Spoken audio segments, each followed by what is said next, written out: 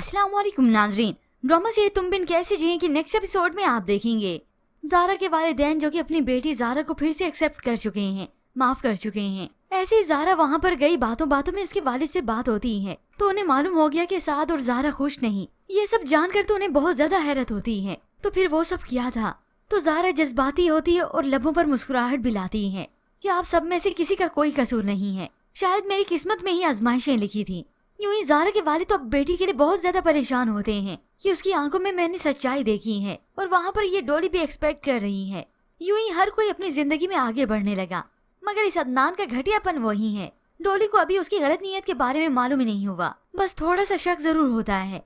मगर अनकरीब ये अदनान अपनी असलियत तब जाहिर करेगा जब ये डोली को अकेला पाकर उसका फायदा उठाने की कोशिश करेगा, जिस तरह से उसने ज़ारा के साथ किया था, और तब इसकी असलियत खुलेगी सबके सामने। मगर इससे पहले तो ज़ारा और साद को लेकर हर कोई शक में अब मुब्तला हो रहा है कि वाकई इनके बीच में कुछ नहीं था। ज़ारा जो कि अपने मायके गई है तो साद अपनी वालदा को बता देता है कि वो क्यों परेशान है। अम्मी ज़ारा मुझसे खुला लेना चाहती है। ये सुनकर तो उन्हें बहुत हैरत होती है।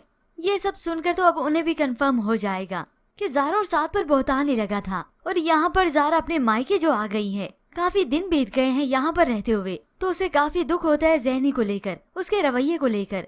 1 हफ्ता हो गया अम्मी, ज़ैनी ने मुझसे कोई बात ही नहीं की। मेरे यहाँ होने से वो काफी अनकंफर्टेबल है। और तभी ज़ारा अपनी वालदा को बताती है वापस जाने का, मैं चली जाऊंगी वापस।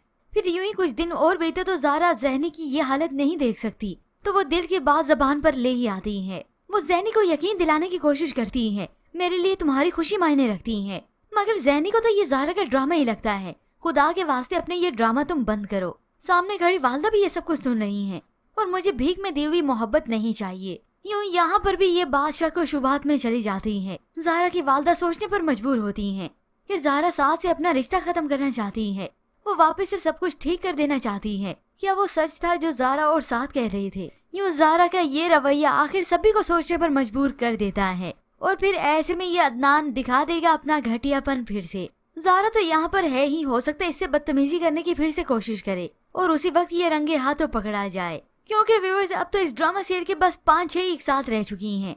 बहुत जल्द इस ड्रामा सीरियल का दी एंड होने वाला है और ज़ैनी की शादी वैसे भी बॉस से ही होने वाली है। अनकरीब वो भी उसे प्रपोज कर देगा।